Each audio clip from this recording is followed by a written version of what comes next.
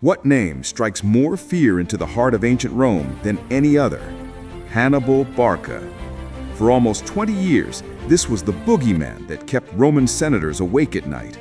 A military genius who did the impossible, marching an army, complete with war elephants, over the frozen peaks of the Alps to bring war to Rome's doorstep.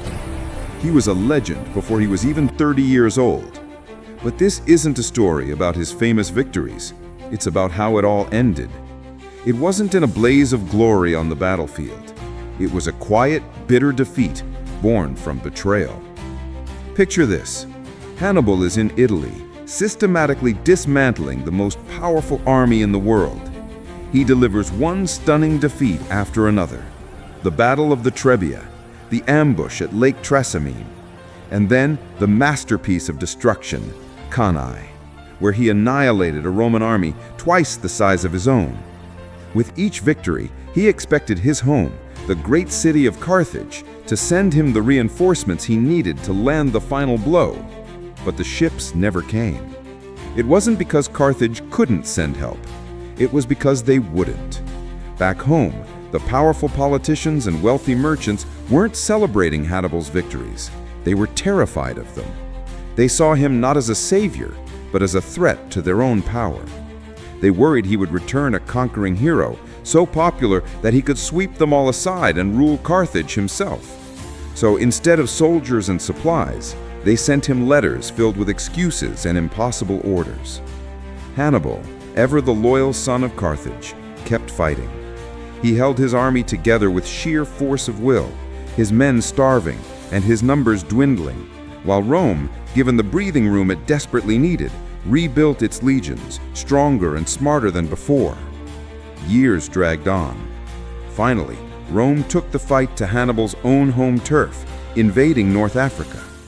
Only then was Hannibal recalled, not to lead a final glorious invasion of Rome, but to defend the very city that had abandoned him.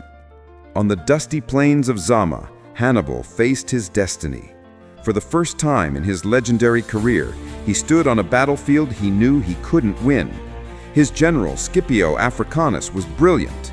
The Carthaginian cavalry, once a key to his victories, turned and fled.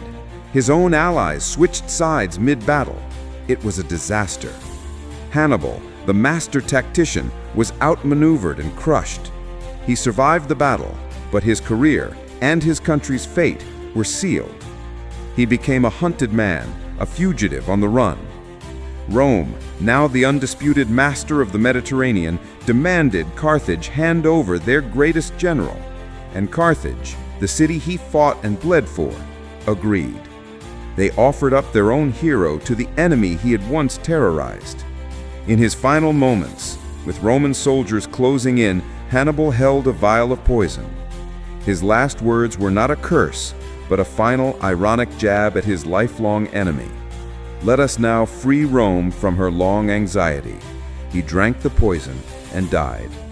The unstoppable general, the man who was never truly defeated by a Roman army in Italy, lost his war not to a legion, but to the jealousy and fear of his own people. A tragic end for one of history's greatest commanders, undone by betrayal. This is Chronicle Vault. Thanks for watching.